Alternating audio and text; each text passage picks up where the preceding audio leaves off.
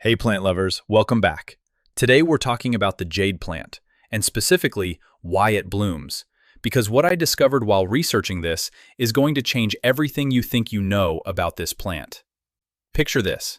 It's a quiet morning, maybe 6:30, the light just starting to come through the kitchen window in that pale, early autumn way. And you walk past the corner where your jade plant has sat for years. Same spot on the windowsill, same thick green leaves catching the light. Same plant you've barely had to think about since the day you brought it home. But today, something stops you mid-step, coffee mug halfway to your mouth. Tiny clusters of star-shaped flowers, pale pink fading into white at the edges, are opening at the tips of the branches. Dozens of them, almost glowing in the early light. And there's a faint sweetness in the air around it that you're sure wasn't there yesterday. And you think, wait, jade plants do that. Here's the part that makes this strange. Most people who own a jade plant for 10 years, 15 years, even 20, never see a single flower. Not once. This is one of the most common houseplants on the planet. It survives forgotten corners, missed waterings, neglect that would kill almost anything else, the kind of plant that ends up on a plants you literally cannot kill list in every gardening magazine. And yet the one thing it's famous for not doing, in most homes, is blooming. So if yours is blooming right now, that's not random.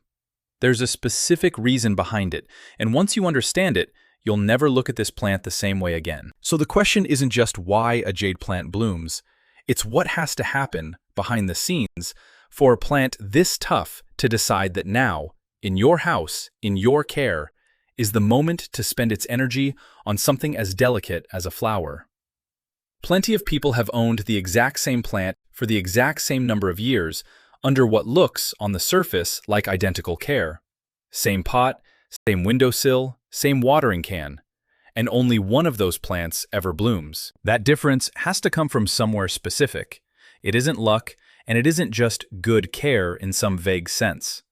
There's a precise set of conditions behind it, and most people who finally get a bloom never even realize which thing they did differently that year. And here's what's wild. The old folk explanations for this and the modern scientific explanation arrive at the exact same place. From completely different directions. People separated by oceans and centuries with no way of comparing notes ended up describing the same biological event using the only tools they had: observation, story, and pattern. Long before anyone had a microscope to confirm what they already suspected. But before we get into it, hit that like and subscribe, because the biology behind this is genuinely one of the more fascinating things I've come across in plant care. And once you see how these different traditions and the science line up, it's hard to look at any easy houseplant the same way again. The jade plant, Crassula ovata, has a reputation as the plant you can't kill. Thick, water-storing leaves, a forgiving root system, the kind of plant people buy specifically because they've killed everything else. That reputation is earned. People pass them between roommates, forget them on windowsills for months, water them on whatever schedule happens to be convenient, and the plant just keeps going. It's part of why garden centers in nearly every state, from California to Vermont, stock it as the default starter succulent. But flowering is a different category of event entirely.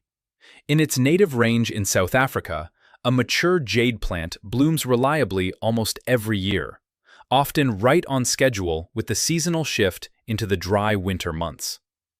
In a living room in Ohio or an office in Texas, it might never bloom at all. Not because something is wrong, but because the very specific combination of conditions that triggers flowering rarely happens by accident indoors, where temperatures stay artificially even and the lights stay on long after the sun goes down. What's fascinating is that this isn't a young plant phenomenon. A jade plant typically needs several years of maturity, often 5 years or more, before it's even physiologically capable of flowering, regardless of conditions. Some growers report plants that sat for over a decade without a single bud, then bloomed the very year their care routine happened to shift, almost by accident, into the right pattern. So when one blooms, you're looking at two things happening at once: a plant old enough to do it, and an environment that finally told it the time was right. Both conditions have to line up.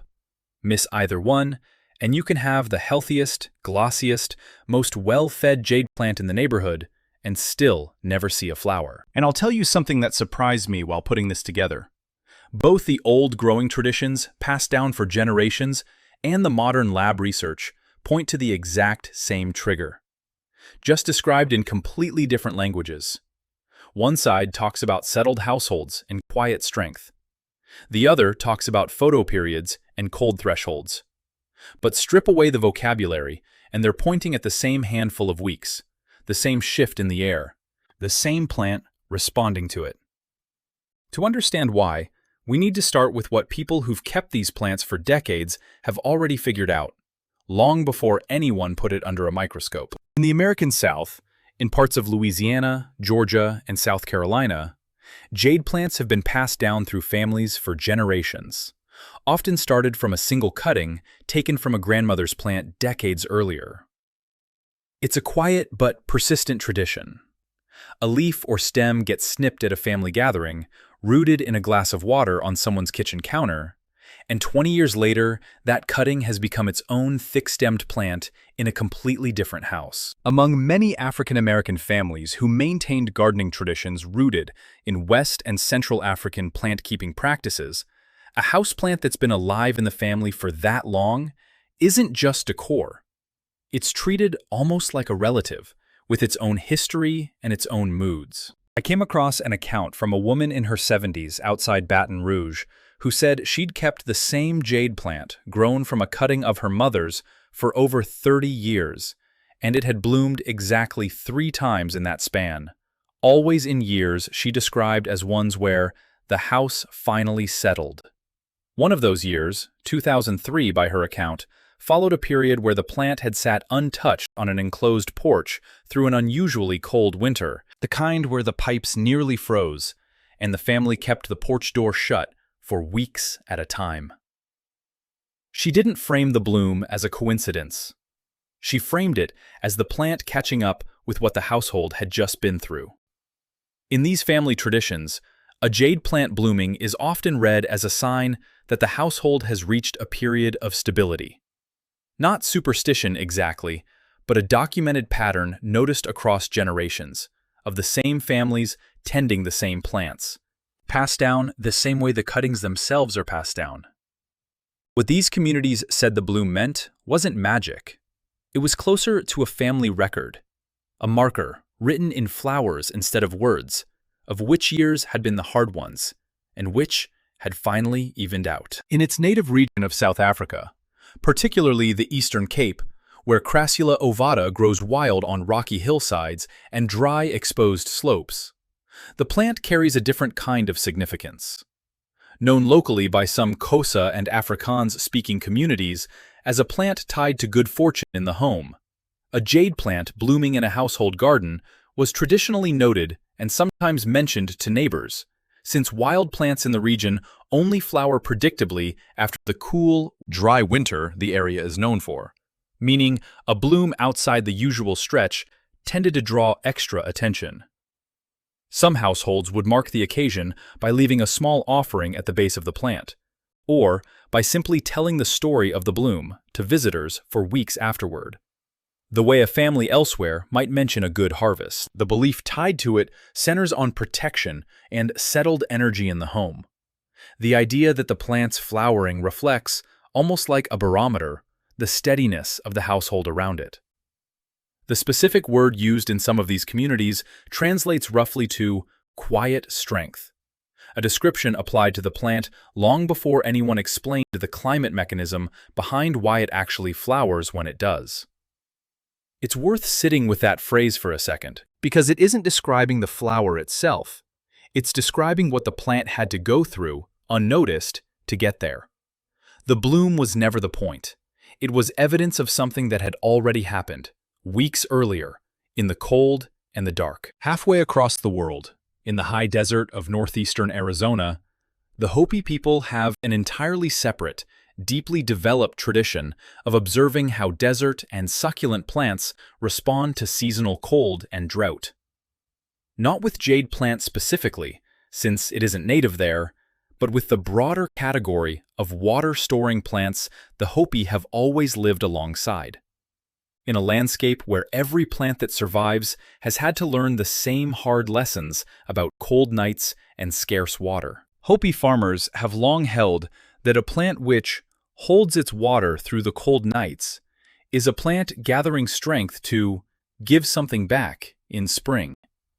A description that comes directly out of generations spent watching which plants thrived through harsh winters and which ones produced the most the following season. One elder's description, recorded in agricultural ethnobotany research from the region, put it simply: "The plant remembers the cold. That's how it knows to give." 2 sentences, no instruments, no measurements.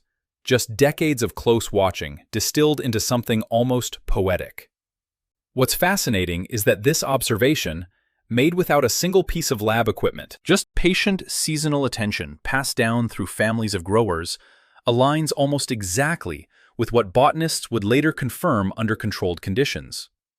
That cold exposure is a direct, measurable trigger for flowering in many succulents, jade plant included. The Hopi elder wasn't speaking metaphorically. They were describing a biological mechanism in the only language available before anyone had a name for it. In Feng Shui, the jade plant holds a specific and well-established position. It's one of the most commonly recommended plants for the wealth and abundance area of a home, traditionally the southeast corner, and it's frequently placed near entrances in practice across Hong Kong and Shanghai for exactly this reason. Often sold specifically labeled as a money plant in shops throughout those cities. Its rounded, coin-shaped leaves are read as a visual symbol of accumulated prosperity, and the plant is considered to hold wood energy, steady, growing, upward energy, as opposed to the fast, scattered energy associated with other plant types, or the heavier, grounded energy attributed to stone and metal objects in the same tradition.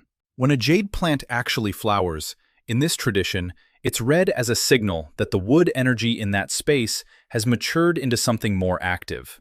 Not just steady growth anymore, but a kind of energetic culmination. The point where quiet accumulation turns into visible result. Placed at an entrance, a bloom is said to indicate prosperity entering the home. In a bedroom, it's sometimes read as personal renewal arriving after a long period of effort. In a living room, it points to harmony settling into the household as a whole. In a home office, it's read as recognition or reward for sustained effort finally arriving. What's interesting is that Feng Shui doesn't contradict the science here. It complements it in a way I find genuinely striking, because every one of those placements is really describing the same underlying idea. A long, steady buildup finally reaching its visible payoff. And that's exactly what we're going to look at now. If this is already shifting how you think about your jade plant, hit that like button right now. It tells the platform this kind of content is worth showing to more people. And it's what lets me keep digging into topics like this. Now comes the scientific part. And I promise, once you hear it, every one of those traditions is going to click into place. Crassula ovata is what's known as a short day plant, which means flowering isn't triggered by warmth or fertilizer at all. It's triggered by nights reaching a specific length, combined with a period of cooler temperatures. Researchers in horticultural extension programs, including specialists at Texas A&M AgriLife Extension and the University of Florida's Environmental Horticulture Department, have documented that Crassula species typically require 6 to 8 weeks of nights below roughly 55 degrees Fahrenheit, paired with shortened daylight, before flower buds will initiate at all. Without that specific cold and dark window, a jade plant can live for decades and simply never receive the biological signal to bloom, no matter how healthy it is, no matter how big it gets, no matter how perfectly you water it the rest of the year. Think of it like an athlete's off-season training block. The body doesn't get stronger during the easy, comfortable months.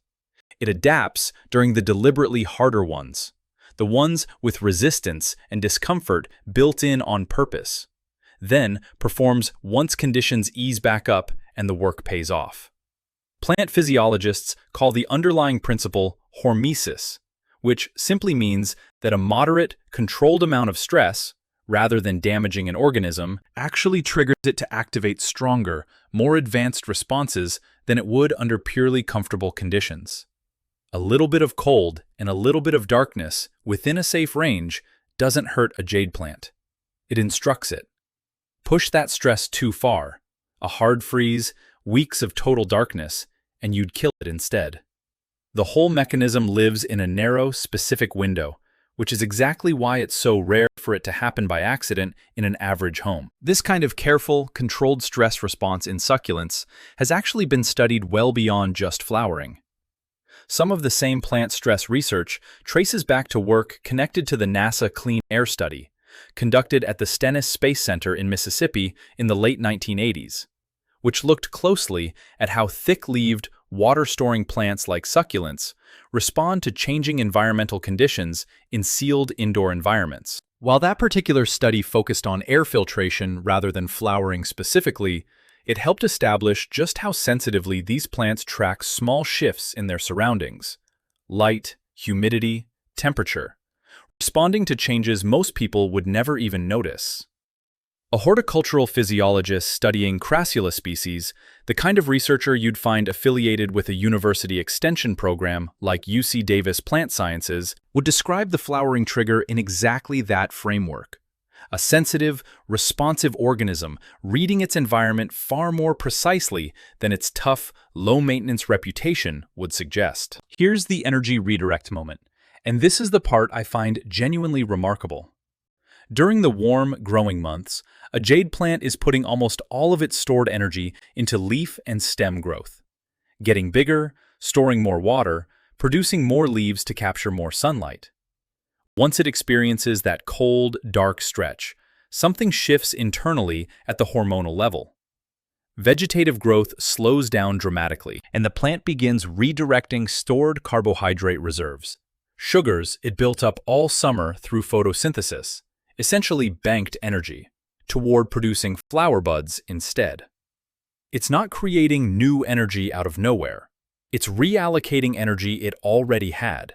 The moment growing conditions tell it that this is a safer window to spend that reserve on reproduction rather than on continued expansion. In a sense, the plant has been saving all year for exactly this. Do you see what this means? The Louisiana families who noticed blooms after a cold winter on an enclosed porch weren't seeing coincidence. They were observing the cold trigger directly, year after year, without ever needing the underlying mechanism explained to them.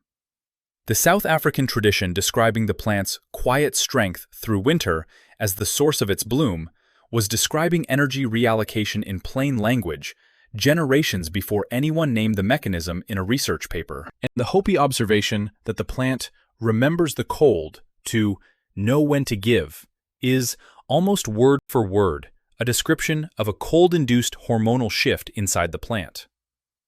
Three completely separate groups of people, with no contact with one another, all watching the same biological event and writing down the same conclusion in their own words. Ancient traditions say the bloom reflects a household that has finally settled into stability. Feng Shui says the bloom reflects wood energy reaching its mature, active culmination. Science says the bloom is the direct result of a sustained period of cold and shortened light redirecting stored energy toward reproduction. They are all describing the same event, just in different languages. Strip away the cultural vocabulary and the lab terminology, and every single one of these explanations is pointing at the exact same underlying condition: a period of consistency, even mild hardship, followed by stability. Not luxury, not perfect comfort. A stretch of something a little harder than usual, held steady long enough for the plant, or the household, depending on which language you're using, to actually settle into it. The Louisiana family called that the house finally settling. The Eastern Cape tradition called it quiet strength.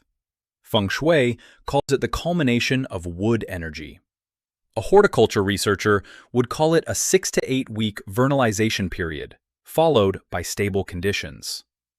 4 names, 1 event. What every single one of them is actually pointing to is the same underlying condition: a period of consistency, even mild hardship, followed by stability. Two different paths, one identical truth. Now, I know you've been waiting for this part: how to actually get your jade plant to bloom, or, if it's blooming right now, how to take care of it properly through that process. The first factor is light. Jade plants need direct, strong light for at least 6 hours a day to even build up the energy reserves required for flowering in the first place. A south-facing window in most American homes works well during the growing season. A sunroom or an unheated but bright porch works even better during the critical cool months in fall. What many people don't know is that insufficient light year-round is the single most common reason a mature jade plant never blooms at all. Regardless of temperature, you can nail every other factor on this list and still get nothing if the plant simply isn't receiving enough light to bank the energy it needs. The second factor is the cool, dark period itself. Starting in early fall, move the plant somewhere it experiences nighttime temperatures between 50 and 55 degrees Fahrenheit, with at least 12 to 14 hours of uninterrupted darkness for roughly 6 weeks. An unheated garage with a window, a cool sun porch, or simply a spot away from artificial light at night all work.